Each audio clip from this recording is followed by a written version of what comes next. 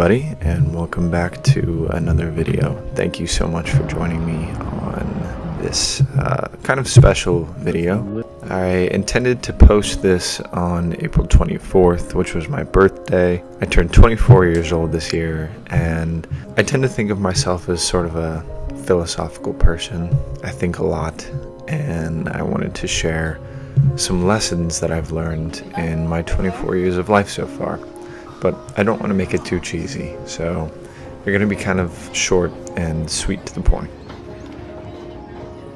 Part 2. Who's that? What's that poking? Oh yeah. I've been finding a lot of enjoyment in the smaller aspects of life, and I think that you get to enjoy those smaller aspects of life when you slow down a little bit, which if you're from New York or if you live in New York, it's really hard to do sometimes. And I think that sometimes you have to make the conscious decision to slow down because the world around you is moving so fast. But if you allow yourself to just kind of be and exist and unplug from the kind of digital world that we live in currently, you often find that a lot of the issues that you have going on inside of your own head tend to disperse a little bit. You become a little bit more grounded.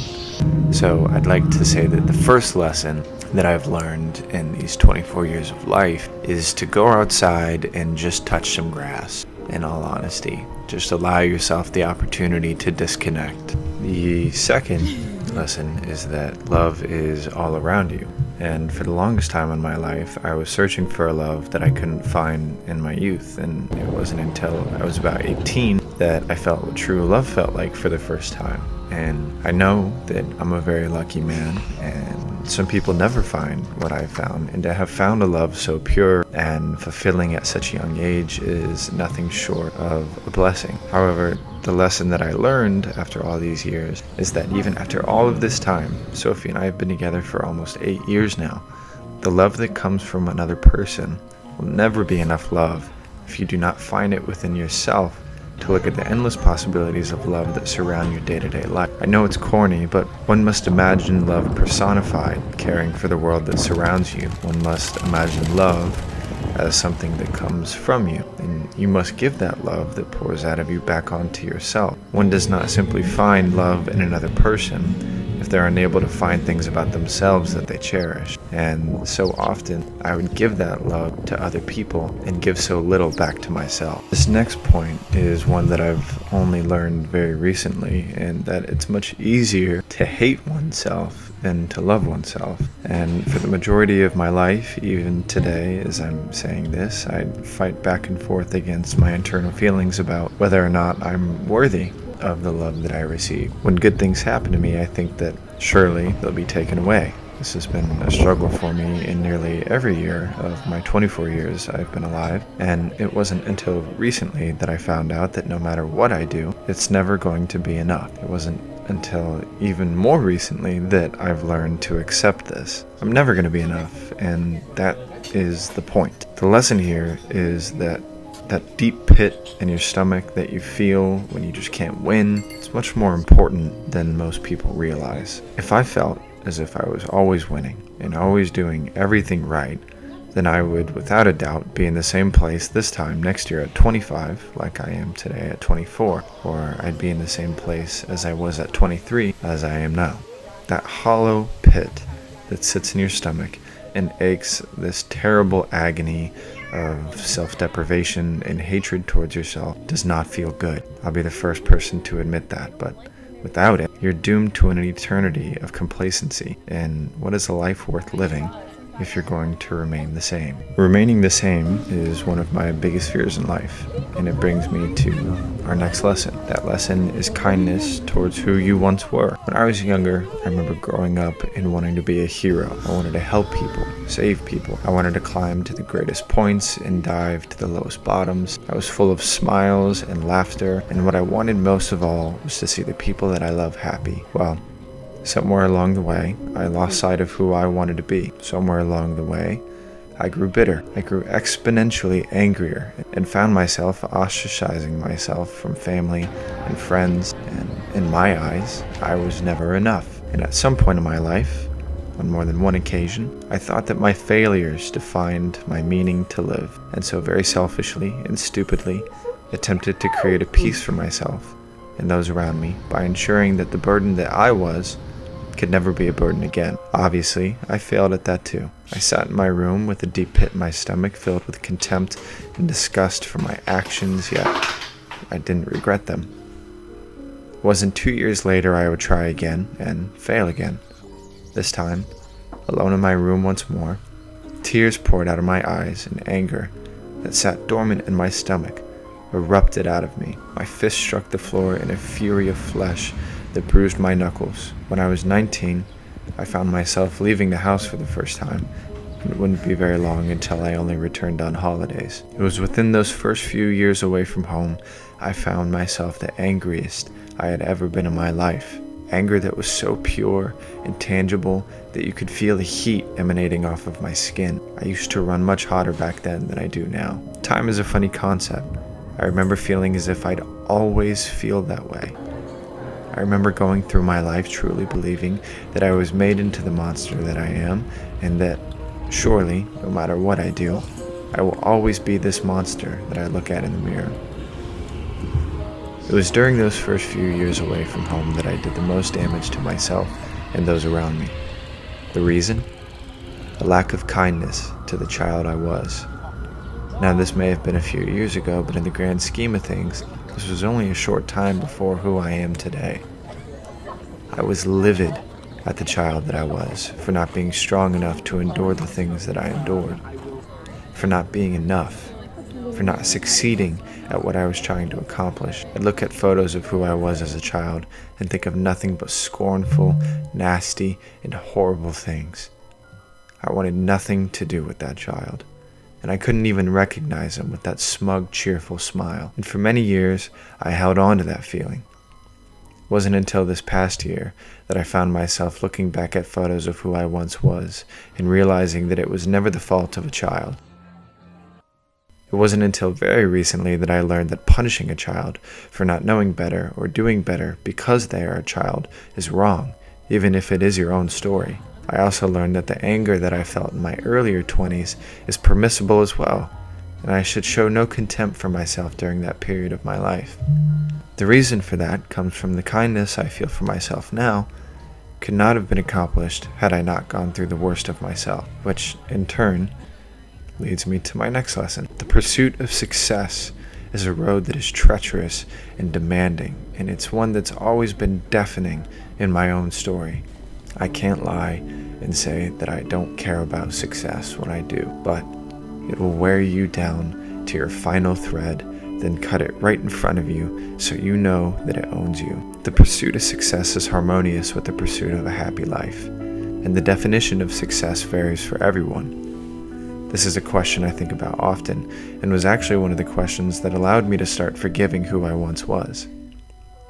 When I think about success, I hardly ever think of myself as the winner of my success. Yes, it's true. I'm human. I enjoy nice things every once in a while and find myself at the tail end of desperation from time to time. However, when I think of success, I think of Sophie. I think of my mother and father. I think of my friends and those I hold dear to me, all having everything they've ever wanted in life. When I think of success, I think of being able to help those that need help and think nothing of it. When I think of success, I so often think of others, just as I did when I was a child. I still want to be the hero. I still want to have the smile across my face as I'm able to see my loved ones stress-free and happy with the life we have together with one another. The road to that type of success has been nothing short of merciless. Yet, I would not trade a single moment of it, because without each fail, I would have never learned to get back up. If there's one thing that I've learned within these 24 years, it's this: you must get back up. It matters not when. Hopefully you find it within yourself to do it sooner rather than later, but it's of the utmost importance and an absolute necessity to get back up. As I said before, the journey of life is nothing short of merciless and cruel. I say to you, find it within yourself to pull yourself up from the ground, bruised and battered as you may be, and keep moving forward. Keep moving forward was the phrase that I've held on to most in my life. It's dear to me and to my heart since I was a child. The first time I heard it was from the movie Meet the Robinsons, and since that day, no matter how bad things got, no matter how angry I became, no matter how defeated I was, in moments of quiet desperation, in moments of realization, and in moments when I thought there was no other way than to quit, the hopefulness that excelled me forward whispered in my ear, keep moving forward. So do not bow your head to life and beg for ease. Instead, hold your head high with your chin in the sky and demand that of strength. Wish not for a break, but the power to push through it. And above all else, do not be surprised when life gives you what you want in deceitful ways. Many a times I've pleaded to move forward and was met with nothing more than another challenge, not knowing that the challenge laid before me was the exact thing that would grant me the strength I so desperately desired, which brings me to my next lesson. Challenge yourself often and do not hold contempt for yourself when you fail. I was of the impression when I was younger that I was able to accomplish any and everything I set my mind to. I was also terribly distraught when I found out that I would not be able to make everything easy. This notion is not the whole truth of your own ability, but rather the push one needs in order to be great. Comparison to those that have tried and failed yet have become great only leads to the realization that by comparing oneself to someone else leads to nothing but contempt and bitterness for your own being. You gotta take a minute and omit yourself from any type of hate or troublesome thoughts you have about your own ability or purpose and realize that without these failures, without these challenges, you'll never be able to obtain that which you seek. Love hard and never be afraid to be vulnerable. Without vulnerability, we lack compassion. Without compassion, we lack humanity. Always hold the door for the person behind you and mind your manners. Allow yourself to laugh if you find something funny and don't think you have to be the one that bears the weight of the world on your shoulders. They were designed to keep you upright, not let you down. Read books about love, compassion, treachery. Read more books, period. You'll find that you're often not as alone as you may think you are when you read books. Go for a walk and do them often. Allow yourself to decongest from the digital world that we live in and present the world around you. Go touch grass and sit on a bench. Write often. Let it be shit. Let it make no sense. Let the words get jumbled across your page and look like a kindergartner's rough sketches. I promise it'll bring some release. Tell more people how you truly feel about them, and call them if you miss them. Understand that the feelings may not always be reciprocated, however, but just because you are alone in your feelings does not make them any less valuable. Understand what it means to be a human amongst a vast sea of other humans. If you can, try your best to be kind to all those that you meet. How desperately I wish to be kinder in my earlier years. How desperately I wish someone would be kind to me. Eat good food and do it often. Food is the pathway to the soul. It brings people together, makes us unite as one for a brief moment. Enjoy the work that someone puts into making your food and be thankful for the food that you consume. Others may not always have the same opportunities that you have. Find something you're passionate about, no matter how small, and I mean truly passionate. It must resonate within your very fibers of being and cannot be an idea created by society or suggestion. It must come from you. Then pursue it with all of your might. Now, above all else, the best lesson that I've learned in my 24 years has been that of understanding. Understand that each good feeling you have will be repeated. Understand that each hardship you face will be repeated. Not everything is permanent, and the possibilities are always endless. This is your life, and each of the things that you hold dear to your personal self will be tested and stripped away from you at any moment's notice. However, each of the redemptions one might have will grow exponentially with each failure. Understand that nothing is forever, and that includes your happiness. But also understand that nothing is forever, and that includes your sorrow. Understand that this premise is a part of life. You must not dwell on your feelings for too long, both bad and good.